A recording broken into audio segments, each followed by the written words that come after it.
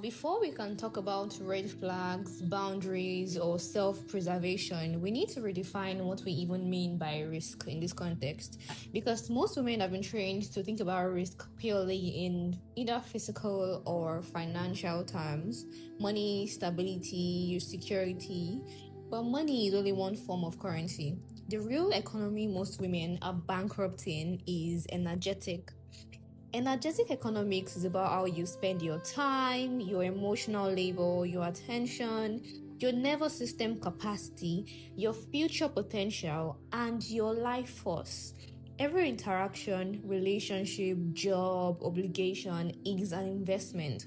And whether you acknowledge it or not, you are always paying something. And this is where the distortion really comes in. Women are often socialized to believe that their energy is an infinite well, that giving more is virtuous, that endurance equals strength, that depletion is just part of being loving, loyal, or committed. It is not. Energy is not infinite. Attention is not infinite. Emotional labor is not infinite. Energy is not infinite. It is a renewable source, but it can get depleted. And when you treat them as if they are infinite, you start over investing in places that have no return. If we think about where women most commonly overspend, it's often in staying in conversations that drain them, over explaining themselves to people committed to misunderstanding them, pouring emotional labor into dynamics that offer no reciprocity, investing in potential instead of observable behavior, and carrying responsibility that was never theirs to begin with. Now, to really ground this in reality, to bring it into embodiment, let us look at what this actually looks like on a Tuesday afternoon or a Sunday night. Maybe it is that one friend who only texts you when her life is imploding. You see her name pop up and your stomach physically drops.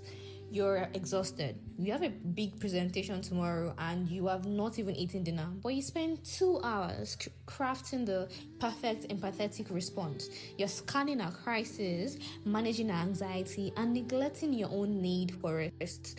You tell yourself you're being a good friend, but in the language of risk management, you just made a high stakes investment in a volatile asset with zero history of dividends. You traded your nervous system regulation for a temporary relief.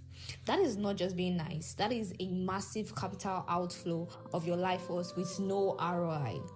That is terrible risk management.